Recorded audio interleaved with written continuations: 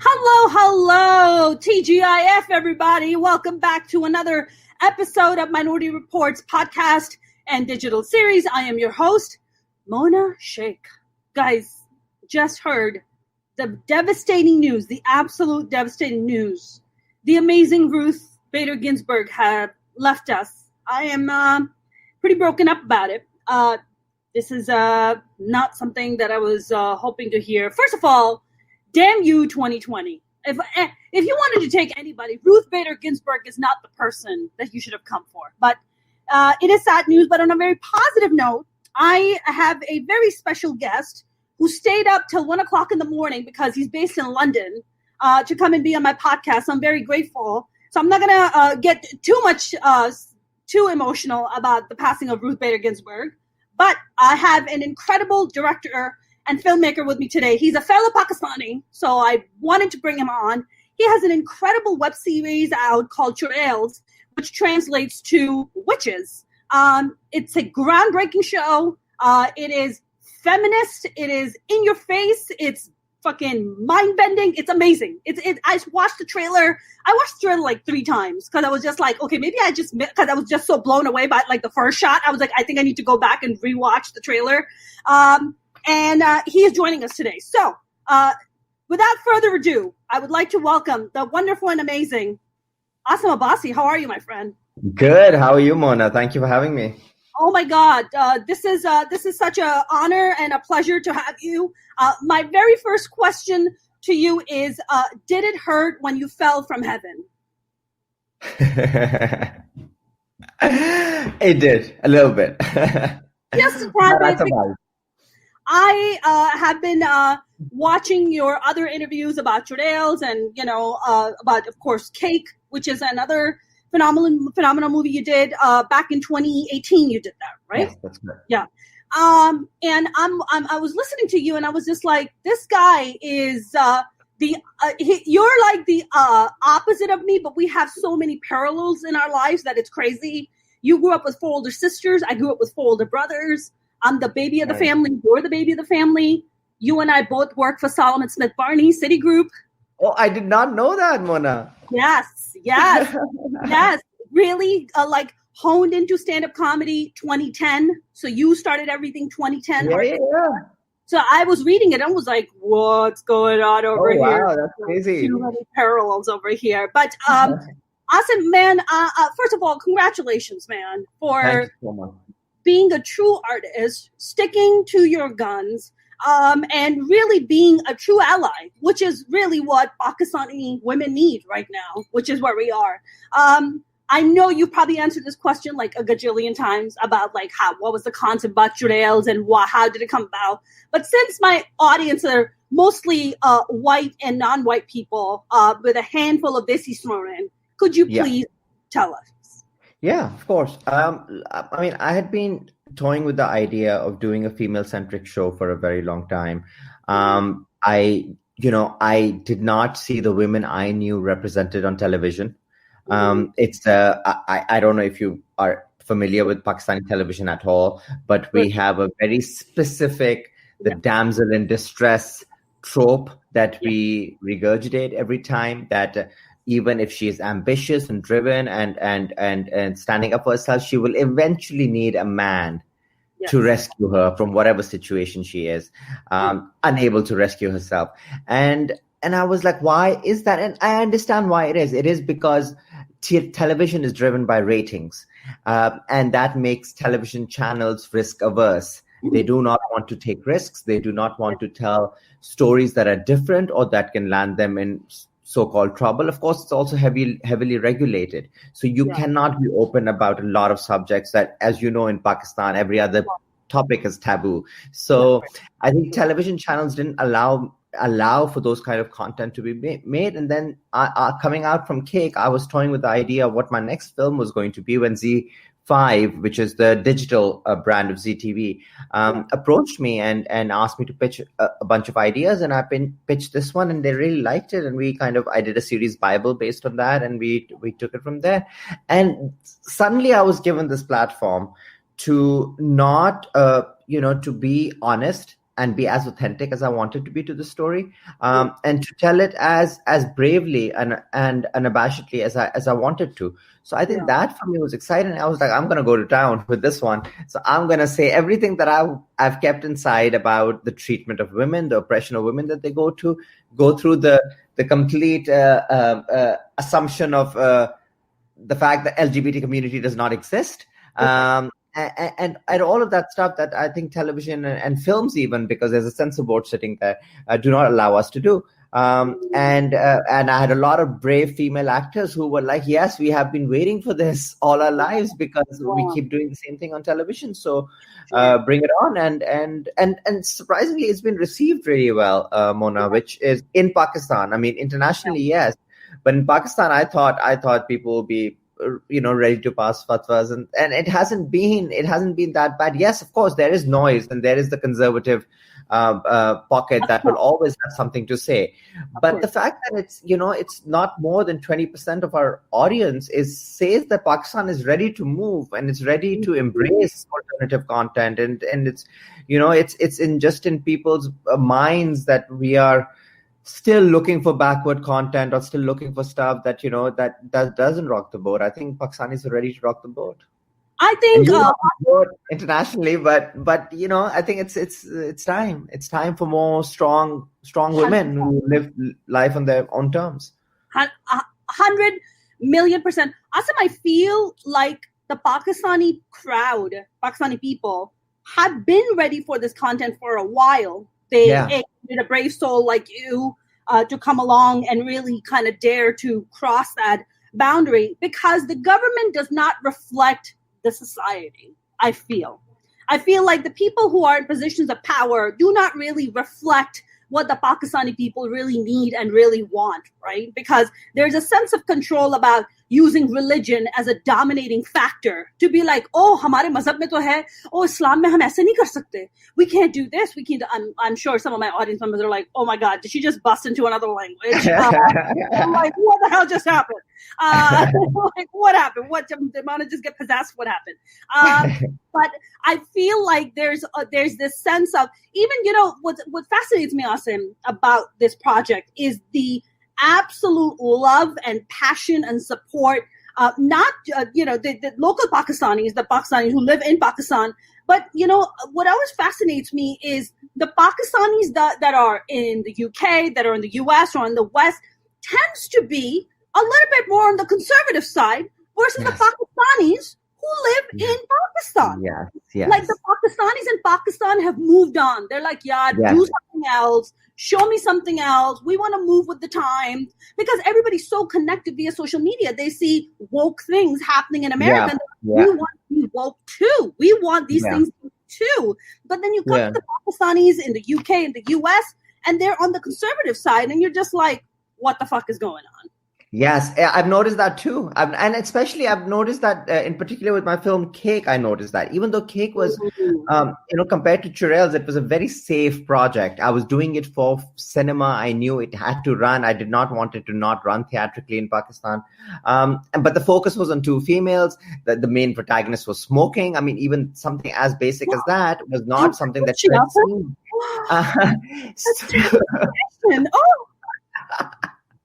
So, but what happened was that the crowd in the UK, interestingly, it did well in the UK with the diaspora that are expats. But if you were a second generation or a third generation, so if your grandparents moved, then what they tried to do was they tried very heavily to preserve the culture because they thought that they were going to lose it. So whereas Pakistan was being slightly more open about these things, the grandparents here were like, no, we must hold on to everything that we believed in, and we can. So, and in particular, I think between UK and US, I've noticed it more in the UK. Because I was looking into it because I think in the UK, the more conservative fraction kind of moved to the UK. In the US, you still had a lot of people who were moving in and becoming doctors and becoming the professional choices as well was kind of liberating them a little bit, which was not happening, I feel, in the UK. That's correct. I mean, we still have a lot of conservative Pakistanis here. Pretend to be liberal, but they're not really liberal. they are very much like Allah, and they don't have a problem. They'll do chup chup ke. They'll do everything, right? Yeah. They're doing everything. They're eyeing somebody else's husband. They're like, "What's up? Maybe we can like hook up later." I don't know. You look good. I look good. What's up?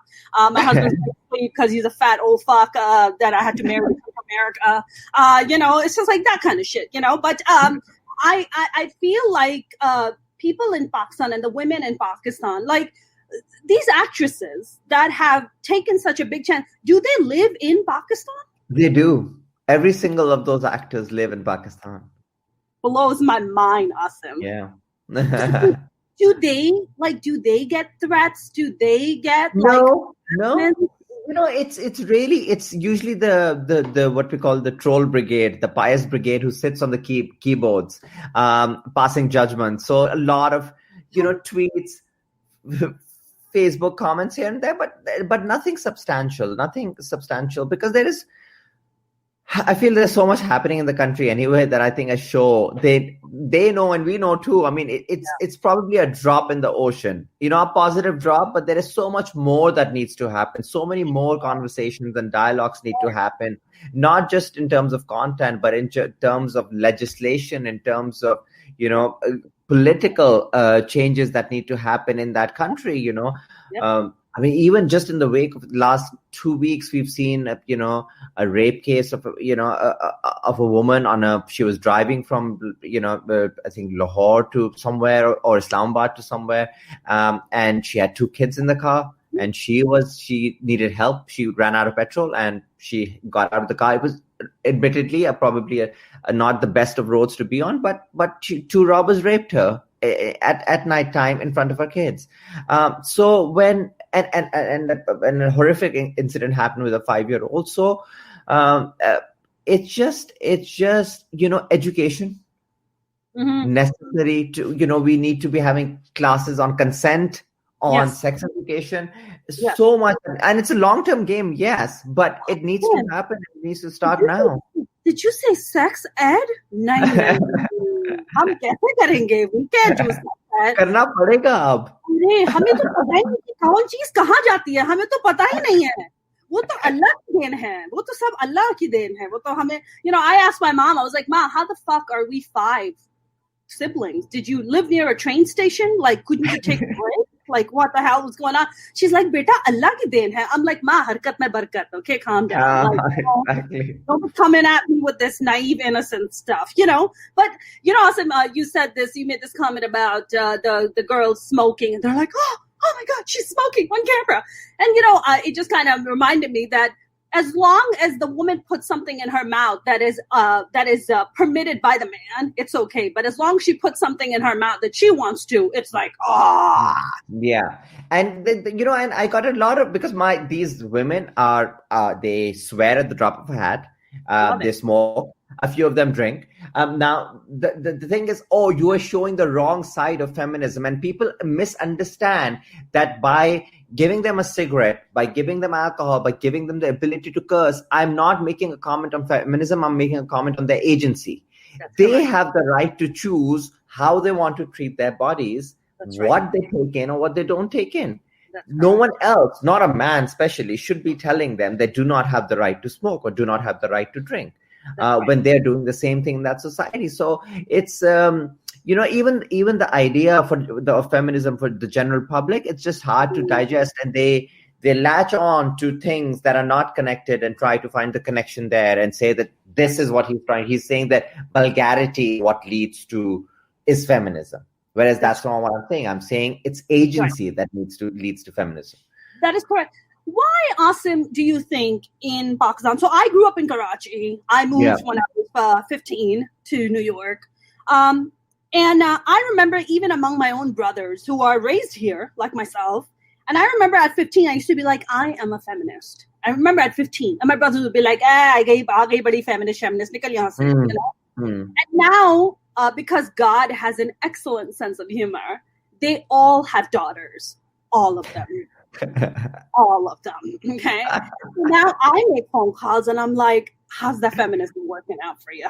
They're like, man, I'm a feminist. I'm like, fuck you, you fucking two-faced shit. Get the fuck out of here right now. I was like, when I used to say I'm a feminist, you used to be like, oh, get out of here, not a feminist. I was like, now you have your own daughters, so you're just like, oh my God, we're such feminists and we'll do anything for them. So my question is, why is feminism such a curse for Pakistani society? What is that about us? And control? I think because we are deeply rooted in a patriarchal society, India and Pakistan, and that comes with a very strong dose of misogyny and oppression, because it's a power dynamic. You see, patriarchal society means the power must reside with the man. That's right. What does feminism say? Feminism said, make us equal, give us the same rights that you have. What does that do to the power balance? It equates it. Men don't like it. That's right. Because, to some people, I mean, to these guys, to these toxic patriarchal people, equality feels like oppression. They're like, yaar, wo bhi equal hai, hum bhi equal hai, to phir hum kaise special hoye? Like, we're not special anymore. Then the power dynamics shifting. So what the fuck? I was listening to one of your interviews you were doing about your challenges of shooting in Pakistan. Now, do you shoot this entirely in Pakistan, or do you shoot it in UK and in India also? No, it's entirely Pakistan. Woo! So it's 4 months of shooting in Pakistan. So the challenges were mostly environmental and climate, and because you were shooting in the summer, and it was a really, and having a very big female ensemble cast, and the heat, and not being able to turn the air conditioning and the fans on because we were doing sync sound. And so all of those were, and we had a lot of set pieces. So we have like a big fire sequence, a big protest sequence. So a lot of big things that happen in a lot of episodes that required a lot of planning. So I think that kind of really drained us during the shoot. Awesome. How does it work in Pakistan? Because I've never acted in Pakistan. I've never done stand-up in Pakistan. I would like to, but I haven't thus far. But when you go about your casting process for your project, like, is there like talent agencies, management agencies, you call, and you're like, hey, I want this artist, I like this person, send us who you have of this type. How does that work? No. So there isn't there isn't a casting agency, a proper one, or any for that matter. And there is management, but it's more on their dealing with the commercials that they get, or the smaller projects that pay really well, but smaller projects that they get. The management is really for these longer projects. Usually the cast deals directly. They were dealing directly with me. So the way we were casting about is, the industry is not huge, so we had a fair idea of everyone who's there. My assistant directors, Sana and Zubia, they're fantastic, and they had a very good knowledge of who all is in the industry, what they're doing, and they knew the scripts inside out. So they were helping me as to what would fit that. One thing I do that I think a lot of people don't do is auditions. So I audition for every role. And because for me, it's kind of important. It's not just about how good you are as an actor. All of these people are great actors. It's what is your fit for this role. And luckily all actors do understand that. I mean, no one gave me hard time for like, why are you calling me for an audition? I didn't get any of that. So we had months of auditions for all of these characters. Months. Yeah, because we have over 50 plus characters, and there was auditions. Then there was like a kind of a look test for some of them. Then there was like a chemistry audition where you would put 2 or 3 people together and see if that works. So sure. So are you sitting through each of these auditions, or you're only going in for the callbacks and the final top 3 or the top 2? I'm going for all the big chunky castings I was sitting for. But for supporting casting, because again I couldn't, because there was so much happening. Exactly. I let the ADs do that for a lot of them, because I trusted their judgment. Yeah. So Asim, I was trying to catch it. It's on Z5, right? It's on Z5, yeah. But I do not think that it's available. It's not available in the US yet. Yes. It is available in Canada and like 190 countries, but it's not out. It's not Z5 itself as a platform is not. I'm told it's legal to VPN it. I'm not sure. But yeah, That's the situation. I think it might be even too much feminism for Americans because we have an orange president who really incredibly orange and incredibly misogynistic. Wow. Let's hope it changes soon, right?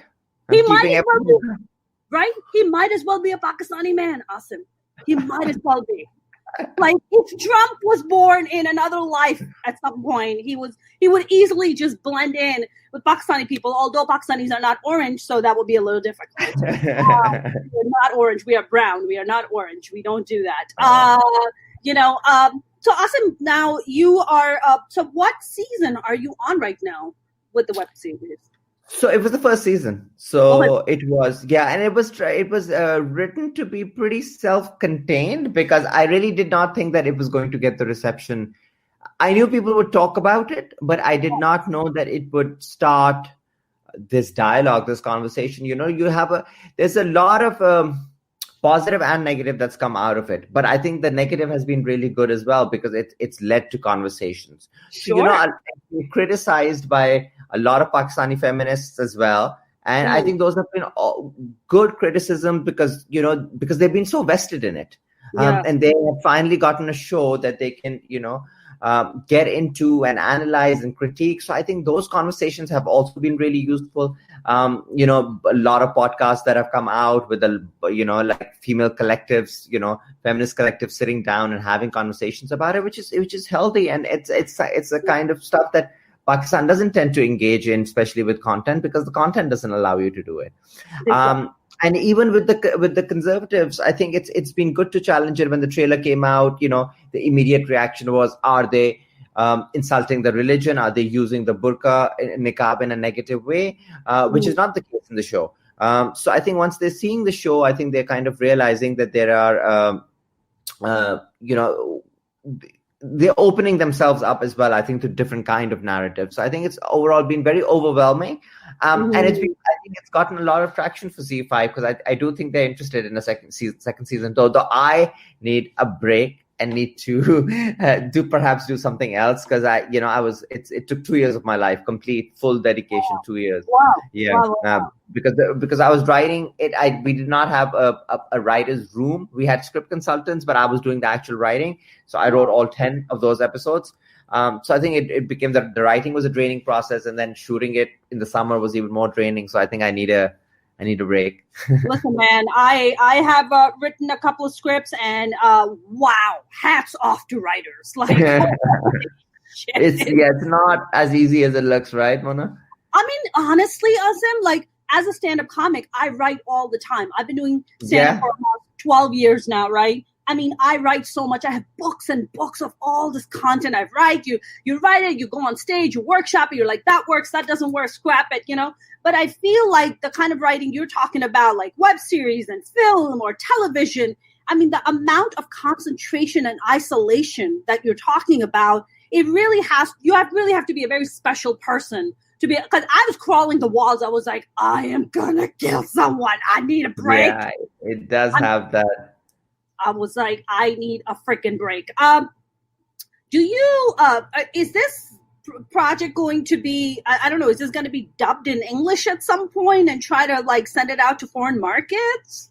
I don't know. I think it'll be mostly like a foreign language content that people consume, because I think what's happened in this, digital age of Amazon and Netflix is that, people do consume content that is coming out of other countries with subtitles. People have become very, well versed at that idea of reading and watching at the same time. And the content actually is around, 40% at least in English. Churails is in the show, because you have women from slightly privileged backgrounds, and Sure. those do tend to converse in English, and one of the biggest enemies of female autonomy and agency in the show is privilege, and how privileged men are also involved in this or perpetuating this misogyny and stuff like that. So I think a lot of conversations do tend to have English in them. And then on ZeeTV it's available with subtitles. So I know a lot of people in Canada have seen it and sent me messages and stuff because they're from there. So I think that I do not think they'll dub it, but I think it will probably be consumed in this fashion as a foreign language content by global audience.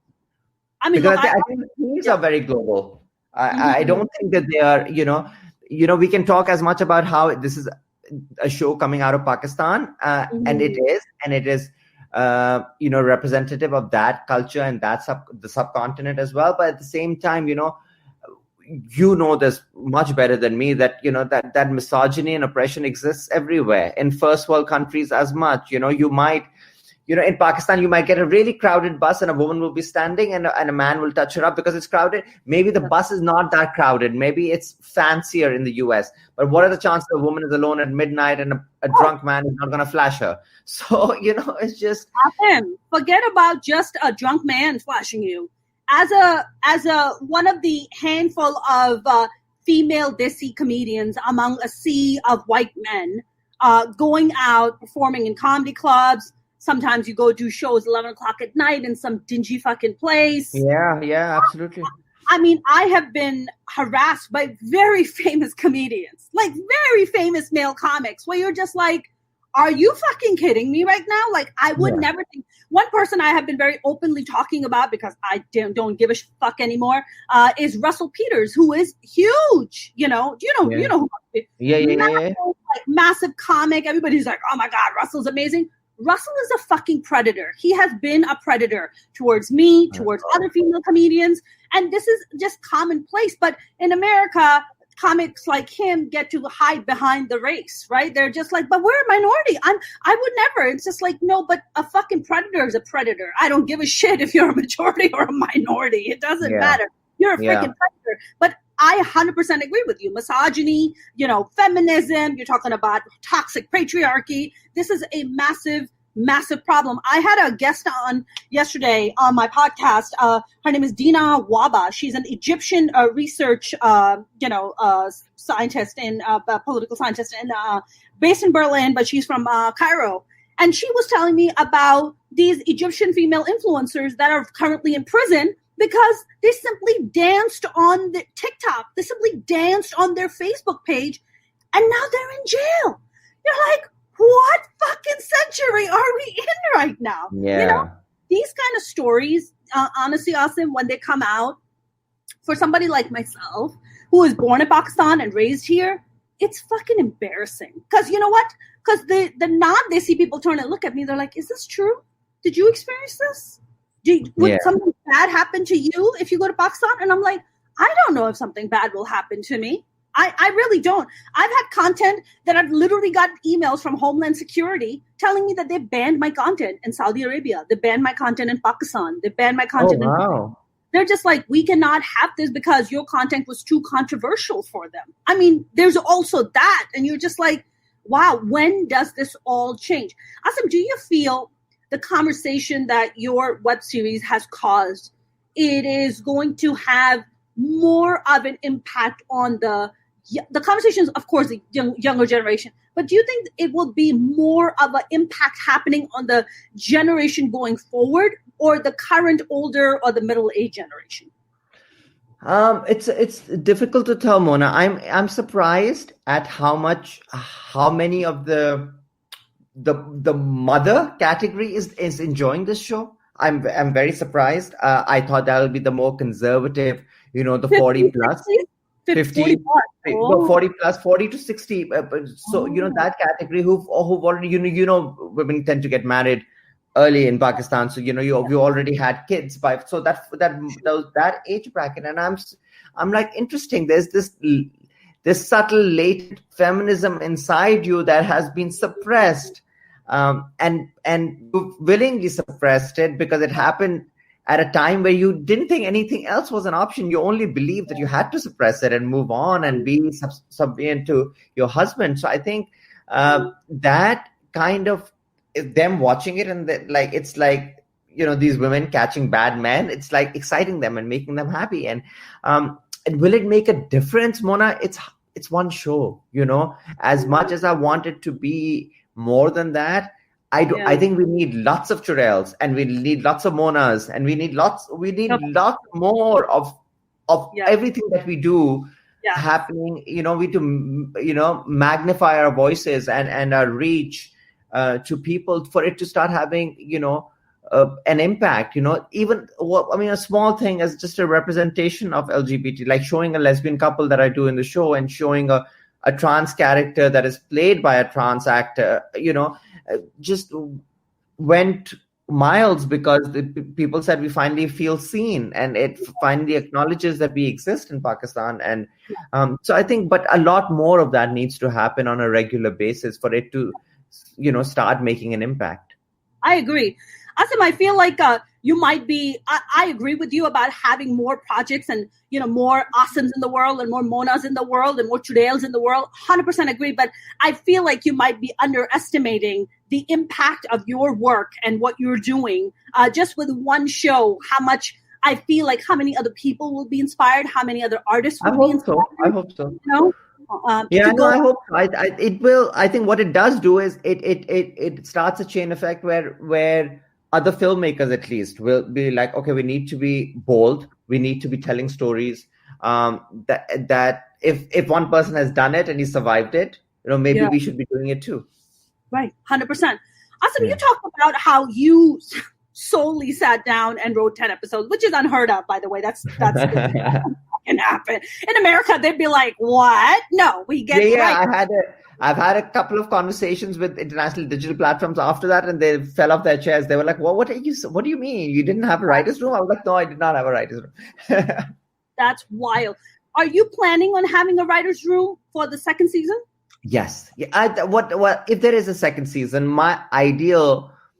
I think this is the first step. I think this is the first step. What I do want, and I don't know, I haven't discussed this with Z5, but what I do want is I want to obviously take it forward, but I want more women to come and actually write the second season, and I want them to direct it, because I think that's important, and I've if you've been going through my interviews, I've already said this many times that I think that has been my biggest fear throughout, has been to do unfair representation to women, because as much as people like me try to be an ally, we do not live in a woman's body. I have not been out at 11 p.m. somewhere and been harassed by someone, and I on a regular basis. I don't leave home and think 20 times, okay, if I'm walking alone on the street, this might happen to me. That is happening to all of you. And I think as much as I can try and take the narrative forward, because I was given the opportunity, and I feel like it's better that I told that story rather than tell the alpha male trope story, because I was, a man. But I think going forward, involving more women in whatever capacity I can. We already had like a bunch in the crew, but now more on the writing phase, more on the directing phase. Maybe episodic directors, bringing them in, like talent. There's not a shortage of like female talent in Pakistan. It's about being able to give those opportunities, and I'm hoping that season 1 puts me in that position to be able to take those decisions in season 2. Agreed. Can we briefly talk about in the trailer? There's a line. It says "Lorde lag gaye." I fell off the couch when I was like, what the fuck did she just say? So I talked to my Desi friends, my Indian friends and my Pakistani friends, and I'm like, Lorde lag gaye yaar. And but they get it, right? So for my non-Hindi and Urdu speaking people, it means you're screwed. It's actually a lot vulgar than that, but basically that's what it kind of means. And I was like, okay, this is going to a next level right now. This is like some groundbreaking shit. Like the fact that a woman is saying this on camera is just amazing. Now you're married, right, Asim? Yeah. You're married. When you were writing this, were you running this by your wife and you were like, what do you think? Do you think women would do this? I was running it by my wife. I was running it by one of my sisters, whose taste and understanding of film and film grammar I really appreciate. I was running it by a lot of my ADs as well. And we were like, this is digital, and we're going to go to town. There are women who speak like this. They've just never been, you've been in a jail for that many years. like that. But you probably swear more in English now, right? Not so much in Urdu, perhaps. Oh no, if I'm hanging out with my desi, like you swear Urdu. My friend Sheetal, shout out to Sheetal because she's the one who told me about Churails and told me about you, so that I reached out to you. So shout out to her. Nice. Hi, Sheetal. Sheetal's great. So whenever I talk to my Desi friends, I'm like, mother jod, lorde lag gaye, and we're very we're very so. Of course, in English, I curse a lot. That's how I digest my food. But I mean, it's the reality is women do talk like that. Right? It's not something we're like, this Saki Savitri. Oh no, God, I never talk like that. It's just ridiculous, Asim. Yeah. When you're running this by your sister and your wife and they're reading Lorde Lag Gaye, what are they saying? I mean, they were amused. I think they were. I don't know. I think perhaps when they were reading it the first time, they were probably thinking, this is never going to happen. I don't know what, he's just in some fantasy land thinking this is actually going to get produced and made and shown to people. But sure, let's indulge him, let's entertain him and say, haha, it's really funny. So I think they never came out with like, oh my God, what is this? And yeah, I believe you haven't seen the show yet, but there are some unheard of abuses in Urdu. I mean, heard like very uncommon stuff that comes out, especially because of one of our trans character who loves coming up with these things.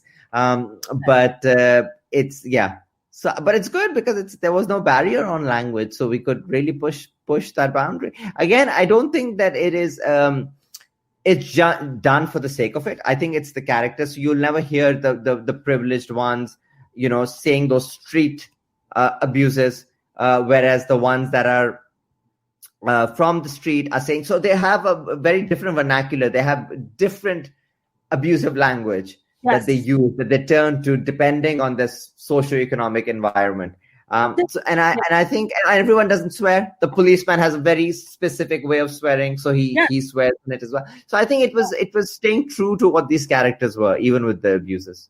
Yeah, I mean, it's like we call them tapori, right? More street. Yeah. Tapori language कहते हैं ना उसको, like tapori. Like you're just like, चल यहाँ से क्या, निकल यहाँ से साले क्या, like that. I love talking like that. My mom is always like, "Why are you talking like that?" I'm like, I love it. It's so yeah, it's absolutely liberating. So you're kind of like taking a break right now, recharging your fabulous genius mind to come up with more stuff.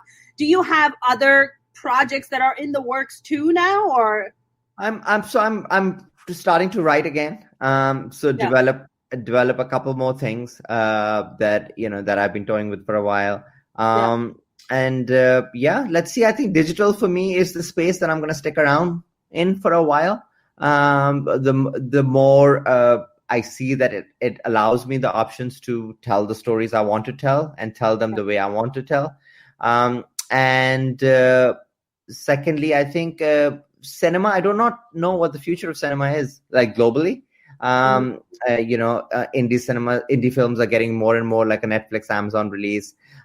Cinema is becoming more of an event. It's, your Marvel, DC Comics, that kind of content that is being consumed. And that content is not, the superhero content is not for me. I don't, it doesn't excite me. So, I think cinema options are limited. And then there's, of course, COVID, and I don't know when we come out of this what the future of cinema or public space is going to look like.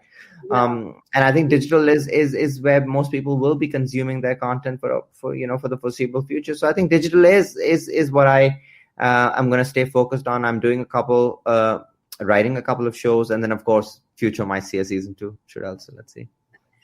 I wanted to actually kind of go back a little bit and talk to you about when you left Solomon Smith Barney / Citigroup, our former employer.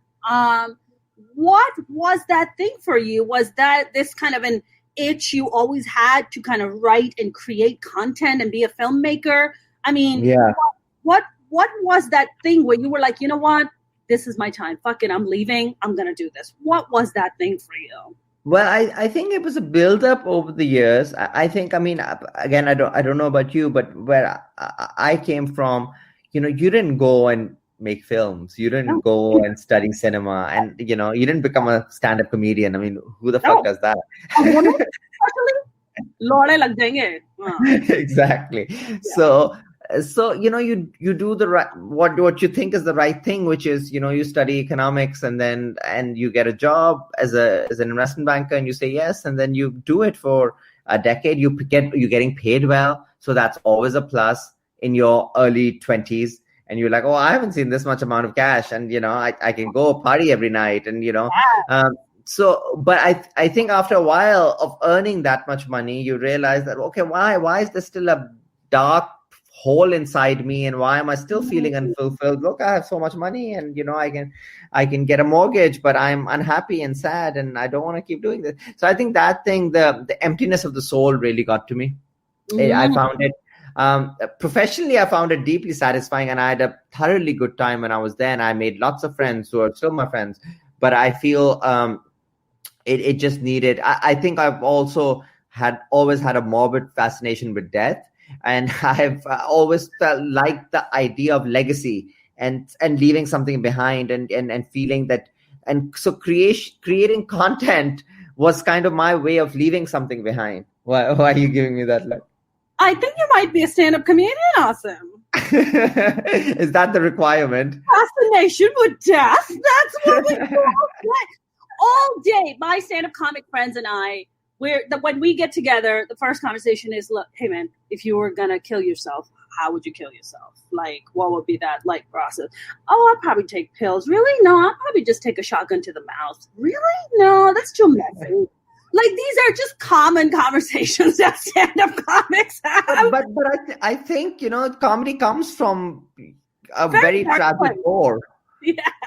At all times, and I think that's the beauty of good comedy. I feel like it has a very hidden, subtle, tragic core to it. 100%.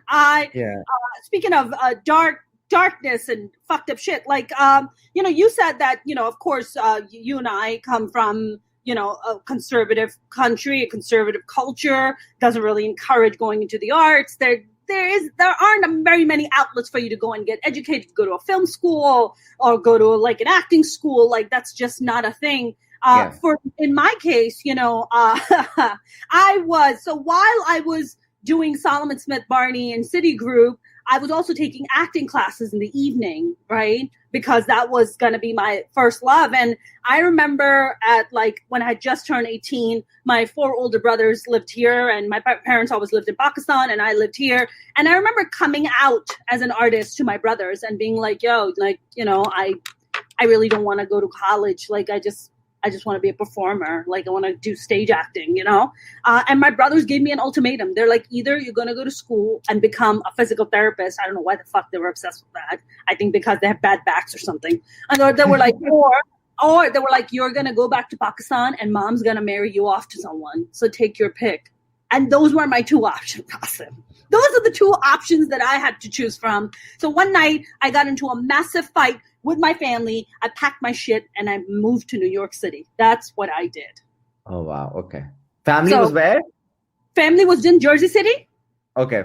And I packed my stuff and I just moved off to New York City. And then all hell broke loose. And then my family was like, oh my God, she's bringing shame to the family. And I was like, you are a shame to the family. I am not shame to the family. I'm bringing honor to the family. I'm going to go sling dick jokes on stage. Aren't you going to be proud of that? Come on. But yeah, that was really a devastation thing for my family. I mean, I didn't think about becoming a stand-up much later because I was a stage actor for quite a while in New York City. Yeah, I did a lot of stage acting, and then kind of fell into stand-up. Like I had a friend of mine who I briefly worked with, and she was like, you should try your hand at stand-up. I was like, dude, I can't do stand-up. He's like, oh, you could totally do stand-up. I was like, really? And it's funny because, life is just so insane and how it comes in full circle. Sometimes there's a very big comedian here by the name of Jim Gaffigan. I don't know if you've heard of him, or I don't know if you know who he is. Jim Gaffigan's a very big comic here. And the first time I ever went to a comedy club in New York, I watched Jim Gaffigan, and I was like, this guy's so funny. And apparently I went with a Desi friend of mine, an Indian friend, who's I've known he's like my baby brother. And I turned to him apparently at some point and said, I can do that. And said, I can do stand-up. Like the audacity to say I can do that. And it's funny because last year, there was an article that came out in Forbes that I was a part of, and then Jim Gaffigan was also a part of. So I was just like, look at life like this crazy, like full circle. Have you had instances like that, Asim, for you? Like where you were like, my God. I mean, yeah. I mean, like, I've always been a big fan of like Anurag Kashyap, and like he saw Cake and raved about it and said he's looking forward to seeing Churails. So it's just things that seemed very out of reach. Even just like if I look back when I was at City, the idea of creating content, I wanted to grab it, but it felt so far because I was like, how am I going to leave banking of all things and become a filmmaker? Like I'm already mid-20s, I'm 30, and I think I did it really late. I turned 30, and most people would have been said that is not a time that you change careers. But somehow that I think that the germ was strong enough that kept poking me from inside, and I kind of went with it. And it took a while. Yeah. You do. I mean, you know what this industry is like. Anything artistic, anything that is freelance. So it has its own perils. And for years I was doing short films, and sometimes they would go into festivals, but it really wouldn't materialize. I was trying to do a feature film here in the UK because I really wanted to do English language stuff because I'd lived here almost half my life. So I was like, okay, I know this world. I maybe don't know Pakistan as well. So let me write about here. But again, UK saturated market like US, really hard to get opportunities. Then if you are, you're brown, then they want you to do brown things. They don't think that you have the capability of writing about anything white. Sure. They want to use you as a token for something as to fill numbers. And I was like, no, I'd rather go and make somewhere where I feel there's a dearth of content and they really need me. And so that's how Cake happened. And then everything shifted to Pakistan. Yeah. So, I would love to do something in the UK, but it's just those opportunities. They are much, much harder to come around because the market is saturated and because we are a minority and Yes. Asim, you just said something about, going to Pakistan and doing this. Do you feel if you were a woman and you wrote this project and you try to tell these stories as a woman writing these stories, this is hypothetical and I understand it could be a difficult question to answer. Do you feel it would have been picked up and received in the way that it is right now? What you were talking about Churails? I'm talking specifically about Churails. Okay. Would it have been easy for a woman to? So I think that's two-pronged. Would it be easy for a woman to now go and say, I'm going to put resources together and put a team together and make something? It is. It is easier now. It is easier. There is a lot of, because what's happened is that there's a lot of creative minds here because the creative industry is booming. And because we were smaller industry, well, it was booming till a year ago. I don't know what the pandemic has done, but we had a small film industry that was starting to pick up. People were coming back. We had a full culture of cinema going, which had been, don't forget, there are no bars here in Pakistan. There are no other forms of entertainment. So when cinemas opened up, it became a huge deal, and that's what everyone wanted to do, even though the ticket prices were really, really high. Sure. And so there's a lot of creative minds, a lot of artists that are there, that are trying to support each other, that are trying to, like I was telling you, there are feminist collectives, there are strong women trying to lift other women. Our Aurat March has been very successful. I don't know if you followed it. A lot of women coming out and doing, and same thing happening in the creative sides, like men and women. So I think the environment is more ripe. It is not, especially in Karachi, and probably in Lahore and Islamabad as well, where, I know many single women who are living alone in apartment blocks. It's not a huge deal anymore. But how would it have been received? I don't know. If you would have made it, perhaps abuse would have come, but a different kind of abuse. A foreign returned American, probably an agent, comes, tries to inflict her own vulgar thoughts on our women. That would have happened. Of course, that would have happened. But I think that's part, I got that too, UK return, God knows what his own family is like, but, wants to corrupt other women. That's part of it. But I think I'm sure you have a thick skin. Oh, you can deal with that. You should see some of the messages I get from Pakistani guys. They are absolutely ridiculous. I had this one Pakistani guy coming at me 2 days ago. He's just like, why do you write all these negative things about Pakistan all the time? Are you one of those Pakistanis who goes to another country and forgets where she came from? And I was like, first of all, calm your tits. That's number one. I was like, number two, I was just like, there is bad shit happening in Pakistan. There's bad shit happening in India. There's bad shit happening in America. My job as an artist is to point out the fucked up shit in society. That is what, as comedians, we do. Above any ethnicity, above any religion, I am a comedian first. Bottom line. I don't give a shit what you tell me. That's what I do. These are my observations. This is my say. You don't like it? You can leave. You don't have to be here. But I know you like to come and stare at my face and my titties, and I get it, okay? So don't fucking come at me with your bullshit while you come in and stare at my face and my titties and then try to pull the shit out. Fuck you. Like, don't try to play this. But also, I feel like it is a very patriotic thing to do, to want to address the issues in your country. That's what makes you.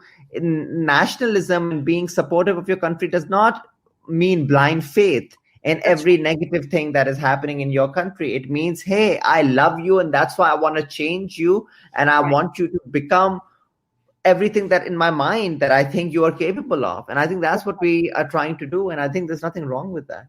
Yep. Well, we have that same mentality right now, no thanks to President Orange Ape, that there's this nationalism where there's like, we make America great again. It's just like, great, which part? The slavery part? Which part is the great part? Can we just kind of go back to that for a second? Yeah. And people are like, they're like, dude, that means that you just don't love America. No, you don't understand. Everything I am today is because of America. And I'm absolutely grateful to become the woman I am today and to pursue my dream because of this great nation. There's no denying about that. But there is fucked up shit happening that is my job as an artist to point out wherever it is. Yeah, absolutely. And I think that, and it's happening in this, the right-wing blind nationalism. It's happening everywhere. You'll see it in India now. It's having its impact everywhere in the world. And it's scary. It's scary because I can't comprehend it. Yes, I can't comprehend it because for me, it's like, what? This is not what love for a country looks like. This is not, Yes. It feels like that old way that Pakistani parents would bring their children, especially their boys, up where he could do no wrong. You had to, you defend him to the neighbors and to the relatives and stuff. And, now we bring up our children to, fess up and own up to their mistakes and to try and do better. And that's how we should be looking at our countries. I 100% agree with you on that. One of your interviews, you were talking about this whole thing about always, because I have a real problem with the honor system, because the honor is somehow located in a woman's vagina. I don't know how it got there, but we need to get it out of there because vaginas don't have a lot of space to carry honor in them. So we need to do that part, number one. There's just no room, okay? We need to make room for other things to enter, but we don't have room for the honor. It needs to honor go. To enter. Yeah. I think what fascinates me about the honor system is that the honor is always placed in a woman's vagina, but then she has to carry the last name either of her father or her husband. So let me understand this. Shouldn't the honor be on the person whose last name she's carrying? Why is that my responsibility? Like, what is that nonsense about? I feel like what you're tackling in Churails about women going and taking charge, and you were mentioning how infidelity is only just like the top layer. There's so many layers and conversations that are happening: feminism, misogyny, patriarchy, double standards. There's like just so many conversations that are happening. Do you feel like this is kind of going to be a little bit of kind of your running theme about, because you grew up in a very, I guess, feminist environment, that this is going to be a bit of a through line, do you feel, as an artist, that's going to run through in pretty much of the projects that you do? I don't know. I think what will run through is giving voice to marginalized communities, and I unfortunately think women are a marginalized community. Yeah, they are 50% of the population, but they are 51. So there you go. So but they're treated like any ethnic, religious, sexual minority would be treated. Because what the majority does, it says, hey, I have the power and I'm going to use it. And I think the honor system is part of that. It is a power play rather than anything else.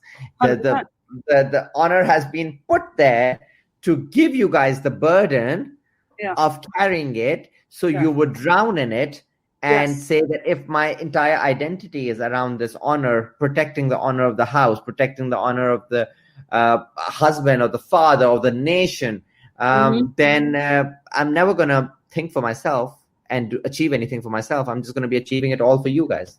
That's right. And that is always the case. Asim, have you seen a lot of support from feminist men like yourself who have come forward and be like, Asim, dude, that's fantastic what you're doing. Yeah. And I think that there are.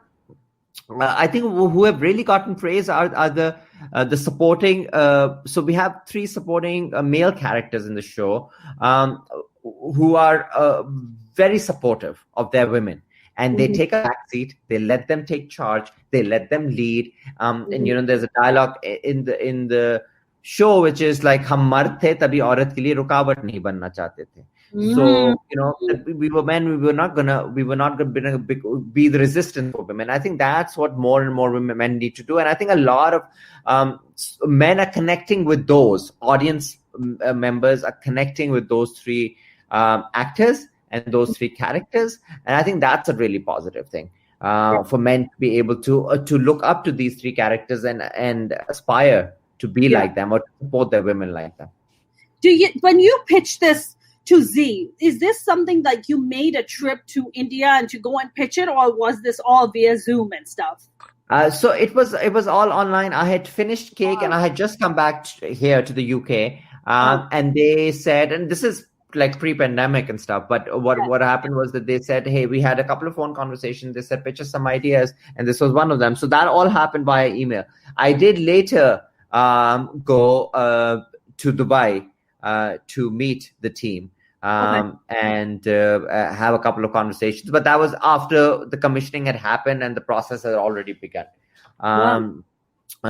Because of course, India and Pakistan relationships are still 10 years. And even though I'm a British passport holder, because I'm born in Pakistan, it takes me a very long time to get an Indian visa. So I think up till now, going to India has not been a real option for me. I feel you, Asim. My father was born in Uttar Pradesh, and my nani is from Delhi. So we have, of course, my part of the family migrated from India to Pakistan. And Veer Das, who's a very big comic, actually the biggest comic in India, asked me to come and be part of his Pajama Comedy Festival, which is which he puts together, which is great. The Indian consulate held on to my passport I'm a U.S. citizen. They held on to my passport for 3 months. 3 months. Wow, yeah. I had my passport. And then so Veer is like, yo, did you get your visa? I'm like, hey man, like I'm waiting just like you. And I make a trip to San Francisco and I'm like, Bhai Sahab, I need like my visa. I'm just an artist. I'm just going to go tell some dirty jokes to your people to let you know the Pakistani women also tell dirty jokes. And then we're going to come right back. And they were like, and I remember the guy literally getting up, opening the door, and they're like, sorry, ma'am, I cannot help you. Here's your passport. Goodbye. Oh, okay. Wow. After 3 months. After 3 months. पैसे भी खा लिए like 3 महीने भी गुजर पाते हैं. And, it's like this kind of stuff is heartbreaking because there are so many, folks in India who want to go to Pakistan and vice versa, right? And for people like us, you're a UK citizen, I'm a US citizen. Like, for us to go to Pakistan, to go to India, apparently I hear that if you're an artist in Pakistan, it's a lot easier to travel to India versus people like you and me. Is that true? I don't think so. I think what they look at is heritage, and that's what they've done with us, that we have Pakistani heritage, and I think that's what takes us time. So I don't think it matters if. I think there was a time when it was. I mean, I have friends who've traveled, and there were times when it was much easier, but I think these days it's not. It's not. It's not. I mean, I met the pandemic. I mean, that all stuff is over. Asim, what did you go and try to pitch this idea to Pakistani production, or any of these, like ARY, any of these guys? What do you think of that? How do you think that would have happened, or how that would have panned out? You can do role play, but I can be Asim and you can be ARY. And no, I was never going to go to ARY with this. It's just ridiculous because it's just not like I've been to them with films before, by the way, and I've been nicely shown the door, very politely shown the door, because I don't do what they want done, and I don't know how to do what they want done. I mean, I've seen their films, and they do what they do well, but it's not me. And like, how do you? That's the thing about, I think, coming to something so late, is that you are, in a way, it's a good thing that you're so fixed in what you want to achieve from your life. I feel like if I would have started filmmaking in 20s, I would have probably made films like Karan Johar. I would have made like these, glossy dance. And I feel like I feel like because I started in my 30s, I kind of knew that I wanted cinema to be so much more meaningful than I would have probably wanted it in my 20s. And hence, when I go to these TV channels and I'm told about these ideas that they have, and and it becomes formula कि इधर dance आएगा, इधर एक गाना आएगा, इधर एक औरत नाचेगी, item song होगा. I'm like, then I don't know what you're making. You're not making a film. Awesome. For the non-South Asian people who don't know what item song is, can you, in your male version of it, explain what an item song is? Awesome. Item song is okay. So I'll have to explain the history now. Okay. So in Indian films, kissing is now allowed, but wasn't before in Hindi cinema. Sex scenes were certainly not allowed. Yeah. So, we don't fuck, Asim, like in South Asia. So they still, but we titillate. We titillate. Yeah, we don't. Yeah. So we still had to titillate all those Mardana male audience that were going to the cinema. So initially it started, and it's not, it wasn't called item songs then. It used to be the wet sari sequence. It used to be a song where the Indian actress would wear a sari. It would be a chiffon sari, like a thin material, usually white or a pastel color. So, and what would happen is that halfway or a quarter way into the song, it would start to rain, thunderous rain, and she would get drenched. So it would be very easy for you to see the contours of her breasts and her wet hair. And that was the seductive in Hindi cinema dance, which equated to sex, basically, a sex scene. And that kind of changed. It became more modernized, and it turned into an item song. And also the other thing is that in Hindi cinema has thrived on the virgin versus the vamp dichotomy. So there is the Sati Savitri, who is the one you will end up with, the hero will end up with, and who will be the nice girl who can do no wrong. And there'll be the vamp, who is basically Mona. So, yes, and Mona will never get the boy. It'll always be the Sati Savitri. So then Mona would be casted to do Mona's role, but also to do an item song where she would have to gyrate around trees, poles, lots of inanimate objects, which were long and phallic in their capacity, with very little clothes, and she'll sing songs about how she was yearning in her youth for a man to come and save her in whatever way he could and quench her thirst, which is quenching of the thirst is very important. Oh, the third is, So that in a nutshell is an item song, and the whole history of the item song that I've given you audiences now. Very well done, Asim. That was very well done. I must say that if I ever do an item number, I'm bringing my own lube. I just want to say that I would just put that out there to everybody to know I am self-sufficient. I do want to know that. It just reminded me of all the Bollywood movies I grew up on, which was, that song, Tip Tip Barsa Pani. Holy shit, that is a fucking classic, man. Like, if you're into Bollywood movies, that is a song totally worth YouTubing. Like, that is an absolute wet sari scene. I know that the Pakistani cinema, I see some of the artists that come here. About 3 years ago, I got hired to do this Eid event. And it was also a launch of this movie called, it was a very Bollywood-esque Pakistani movie with Mavish Hayat in it, with Humayun Saeed. Yeah, probably Punjab nahi jaungi. No, that was the other one. They're like a bunch of friends and they're hanging out, and it's very Bollywood-esque. Jawani Phir Nahi Aani? Yeah, Jawani Phir Nahi. Yeah, that's Okay. the one. That's the one. Yeah. And so they hired me to come and perform, do stand up for like a crowd of Pakistani people, which I was just like, I don't know how this is going to work out, but we'll do it. Yourself? Myself. I had a great fucking time because I was doing crowd work. I love doing, you know what crowd work is, right, Asim? Yeah. Crowd work. Yes, I was just talking shit to the crowd and it was great. I had a freaking great time. Bunch of Botox aunties there. That was fucking fabulous. I had a great time. And then after that, they were just like, hey, we're going to go hang out at some wealthy Pakistani's house in the hills somewhere, which is considered usually very expensive if you have a house in the hills.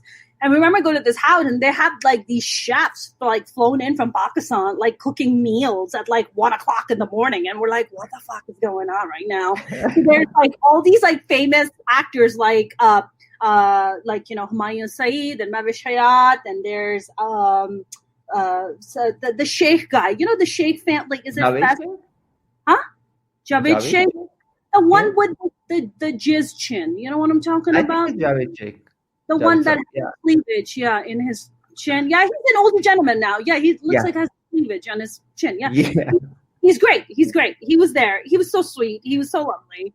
And I'm hanging out with these guys, and it is such a different world, Asim, because you live in UK, we have access to cigarettes and drugs and drinking. So we don't have this need to be like, oh my God, I'm going to get drunk. I'm going to get shit-faced, because we have access to it. So we're just like, who cares? You're like, it's not healthy. I don't want to do this. Like, I want to be in shape. I want to look good. But, oh my God, Asim, these artists were losing their minds.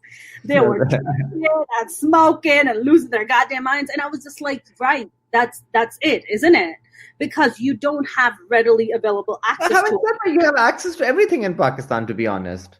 Asim, now you have access to everything. Maybe now, but this is maybe at least 4 or 5 years ago then. Yeah. But even then you did. I think that you just met a lot of party animals, maybe, who just never grew out of the party thing. I'm just like, I don't know what's happening over here, but I was like, is this like a thing? I asked them because I'm so stupid, and I was just like, is this like a thing for you guys? Like, can you do this? Is that what you were trying to say? Yeah, I was just asking them. I was like, am I like, I don't really like, I'm not a big smoker. I'm not a smoker at all, actually. I don't really drink much. So, except for the pandemic, the tequila shots have been helping me out to get through the fucking pandemic. I'm not going to lie about that. But it is fascinating how I guess the mentality of artists, right? The mentality of artists that are in Pakistan versus the artists that are, here, or like people like myself. Do you feel like when you work with your actresses, do you have to kind of speak a certain way or a certain language or conduct yourself in a certain way for them to kind of get what you want them to get? No. I haven't had that experience with any of the actors. Maybe I've been blessed and I've worked with actors that have been really on my own wavelength. But I really haven't experienced that. And they've been very, smart. When it comes to understanding of the script. They've been very diligent when it comes to giving me the hours that I need, because I do long rehearsal processes. And I initially I was always like, oh, no one's going to give me this much time, but they did. And really committed. I think it's also depends on the type of project that you are doing. Even with Cake, and then again with this, I think all the female actors especially knew that we were trying really, really hard to create something that would have a lasting impact on people. And I think when actors just really want stuff that they can really dive into and can really commit to, I think that is true for artists all over. Maybe when they're doing fluffy stuff, that kind of commitment probably is not as strong. I don't know.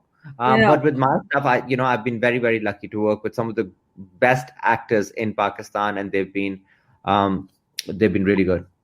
What do you write? Do you write in Urdu? Do you write in Roman? What do you write in Roman?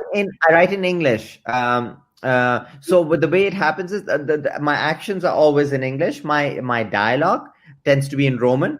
But the first pass of that, especially in Churails, was in English because I had to write faster. I think in English.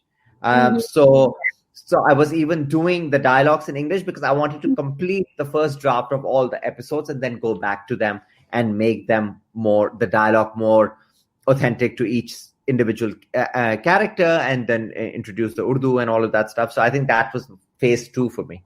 So really, I'm doing it all in English as a starting point. All my treatments, etc. I wouldn't even know how to write in Urdu. So I know how to write in Urdu, but I just on computers I don't. I think you were going to get a call from your mom after this. Beta. She's like, have you forgotten how to write? Right? Yeah, how dare you. Has your mom seen your show? She has. And she's been okay with it. I think someone called her and told her, kitni gaaliyan likhi hain Asim ne, ye kya kiya hai? And luckily I thought she was going to turn around and say, call me and swear at me and say, tumne mera naam wo kar diya. Magar she was telling me about it. She was like, yeah, I told them that you have to be authentic to the characters. And I was like, oh, my mom's in she's past 80 now. So she was like, yeah, this is how people speak. This is how the policeman will speak. And this is how someone from the streets will speak. And she really enjoyed the last few episodes. She's seen it twice fully. And once she's seen a few episodes that she liked a third time. So I'm pleasantly very surprised and very happy that she's kind of, I was scared. I was scared because my mom and I are very tight, and so I hate the idea of disappointing her. I did banking for 10 years not to disappoint her, so that's my commitment to not disappointing her. We both wanted to get into something stable, so we left banking and became artists because we wanted stability. Okay, that is the reason we got into. That is the only reason we did it, Mona. And what about? So you have 4 older sisters. Your older sisters, how are they about it? They're fine. I mean, I have multiple mothers, I think, because my youngest sister is 10 years older than me. So I am now 40. So my youngest sister is now 50. So yeah. So I've had a lot of older sisters. It's not like I've never seen them as I've treated myself as the only child who had just been born to a lot of mothers. Which has been great. And they're all very supportive. One sister, she's slightly more, I wouldn't even say conservative. She has an adverse reaction to swearing. So she saw the trailer. She was like, ah! And then she saw another clip and she was like, ah! So she poor thing, she can't get through like 5-10 minutes of an episode without screaming and shutting her ears. So she's not been able to complete the show yet. It's so funny. My brothers and I, we all have about a 2.5 year age gap from the oldest to, and my third oldest brother, Zubair, who I'm the closest to. And it's funny because we'll talk and, we'll curse and we'll be very open and frank with each other. But when it comes to my stand-up, my brother refuses to watch my stand-up. Refuses. His friends, he'll call me up. He'll be like, my friends love you. They're fans of yours. They follow you. I'm like, oh, that's cool, man. Thanks. I was like, did you watch my latest set? Yeah, look, here's the deal. Like, I love you, right? I love you. I support you. But I can't listen to my sister talk about anything vulgar. I was like, oh, So can I like look through your phone or your computer to see in your browser if there's any porn searches? Because I just want to make sure that you're like claiming yourself to be like this really goody two shoes when you're like legit watching porn on the daily. Like, cut the shit. Like, seriously. I think that's the difference between Asim doing a show called Churails and then Mona doing a stand-up, and then brothers going, yeah, I can't watch that. It's too much coming from my sister. It's too much coming from my sister. It's still the kind of weird. Yeah, it's absolutely there, and there's no denying it. It's absolutely the double standard. So now you're in London. Asim, when you go to Pakistan, are you being invited by Imran Khan to be like, welcome, you have done a groundbreaking show. Please come have chai with me. I don't think that'll happen. Though Imran Khan, our PM, also did see cake. So my producer, Zulfi Bukhari, who was my producer not for Churails, for cake, is now in government and is very close to IK. So I think that, so he had kind of arranged a screening where Imran Khan was there and stuff. So he'd like that. But I think Churails he's probably not going to like. It is, he has, it does things vastly different from what he sees the future of Pakistan or content will be. So, I've not even messaged Zulfi to ask if he's seen it, because I'm like, no, it's just not. Let's not go there. Let's skip that I did this one for you guys. I've rocked the boat enough for other people. I'm satisfied. I'm satisfied that half of Pakistan is shaking. I don't need to worry about the other half. I have to ask you this. The last time I was in Pakistan was in 2006. Yeah. And wow. Yeah. Wow. So you don't visit that often, huh? I don't. The last time I went was a little traumatizing. Not that my entire childhood wasn't traumatizing, but the thing that was really fucking traumatizing. My father suddenly passed away at the age of 56. Oh, yeah, thanks. And it was really devastating. And just going there and then just all these... Was your father living there? Or? He always lived there. He always lived there. My parents always lived in Pakistan. We always, we were kind of plucked away as teenagers and brought to America. And we're like, here you go, figure it out. Have a nice day. And we were like, we don't have any adult guidance here. They're like, no, you'll totally figure it out. Okay, bye. And we were like, I don't know what's going on over here. So as I like to call it, horrible family planning. Awesome. But makes a great comedy, but a horrible life. But what are you going to do? We do the best we can. But my father lived there, and I don't know, man, like the last time I went, I was like really tortured by his death, the way he died. And I couldn't attend his funeral because my paperwork was stuck because of September 11th. Oh, no. And they wouldn't let me travel. I couldn't say goodbye to my father. So I think I just had too much trauma attached to it. So I think I want to go back. I'm a Karachiite. I freaking love Karachi. There's a lot of childhood memories there of ass whoopings by my parents. So I definitely want to revisit that. But are you from Karachi, or where are you from? So I'm from I was born in a town called Hyderabad, which is close to Karachi. Yeah. So 2 hours away. But I had moved to Karachi when I was around 8 years old. Because at that time the political climate in Hyderabad was pretty bad, and there were a lot of just kidnappings and this and that, and schools would shut down and curfews and stuff. So my parents were like, okay, education, schools keep shutting down, let's move to Karachi, which I don't fathom how Karachi was safer, but I guess it was safer at that point in time. Yeah. So since then I've lived in Karachi. So mostly, basically all memories, majority of the memories are in Karachi for me. I'm assuming, where in Karachi did you guys live? So we lived in Clifton for a few years, and then we moved to Defense. Fancy. So fancy. So fancy. We are not that fancy. We are a middle class Pakistani who lived in PCHS Society, which was in Tariq Road. That's even fancier, but I don't know what you're talking about. No. That's old money. Is that old money? We did not have old money, man. Tell you that much. We did not have old. We did not have money. But my father ended up doing a little decent with his business, so we ended up had the good fortune to go to a good private schools. Which private school did you go to? I was for a few years. I was in a school called St. Michael's, and then I was in grammar school though for a long time. Got it. Which is fancy. Which is fancy. Which is very fancy.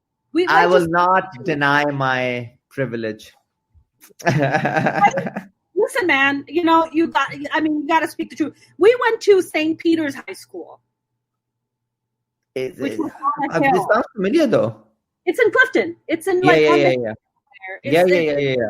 It's on the hill. I have a lot of. It was a very Catholic. You were there till you were 15, right? Yeah, I wasn't in that school till I was 15. I went to Toronto High School. Seriously. I mean, could they have come up with a tackier name? Like, tacky as fuck. Like, really?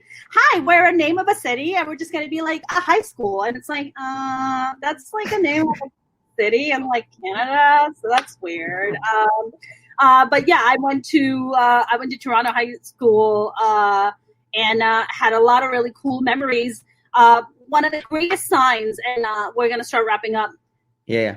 When I was about 13 years old, I was part of a play that was being put on in our school, Blithe Spirit by Noel Coward, who's a very funny British writer. Yeah. And I got one of the lead roles to play in it, and I ended up winning the largest award in the school. And you know who was the person, Asim, to come and give me that award, Asim? Want to take a guess? Want to take a guess? How I was meant to do stand-up? Moin motherfucking Akhtar, man. Oh, really? Nice. Yes. Nice. Moin Akhtar was George Carlin of Pakistan. Yeah. Amazing. I swear to God, I have a picture of me, Asim. My nani put oil in my hair. She put coconut oil in my hair with two chutiyas. I almost said chutiyas. Chutiyas on two chutiyas on my head, which I did. That's another day, Mona. That's another topic, another conversation. On my head, which would also be a name for living with my brother, but that's a different story. Two chutiyas, actually more four chutiyas, but that's a different story. And I have this picture of me, this clueless teenager, like getting an award by this massive personality, and just being like, there's a picture of me. I'm like holding the award, and I'm like, coconut oil. Well, coconut oil reeking. It's like 100 degrees outside, and the oil is like dripping on my face on the way to the award show, not knowing that I'm going to get this award and Moin Akhtar is going to give it to me. I remember that when they called my name, I remember like just looking at my girlfriend being like, yeah. And she was like, no, they called your name. And I was like, yeah, that's cool. That's cool. And I was like, wait, no, it's me? That's me? That's crazy. Did you ever have a moment like when you went to school in Pakistan where you were just like, I'm interested in the arts, but I'm not really gonna dare tell my family about it? Yeah, but you know what? I was one of those people who I had these interests, but I wasn't consciously aware of them. They were all there. So what I would do is that I would write, and I tried to recreate a play, like a television soap, with my like everyone in my class. So I assigned them roles, and I said, okay, we're going to act this out. Every time there was a school play or any event in school, I would carry a movie camera. I had my sister's movie camera that I would take for her and take it, because there were bigger ones at that point in time. So I was doing all of this stuff. And even early years of banking, I was kind of, I'd work for 16 hours at Solomon Smith Barney and come home, and I'd spend an hour just writing, and I'd be like, that's not normal. Why are you doing it? You have a job. So it was just there. I wasn't aware of how to harness it till much later. Yeah, absolutely. Although I must say, a teenage boy with a camera could make some very interesting videos that could make you a little bit money on porn websites, but I digress. As we already know, Pakistan is number one in Google searches of, do you know what the number one Google searches of pornography are in Pakistan? Google put out this whole statistic on it. I heard about it. I don't know the figures, but I know that. Yeah, we're like number one.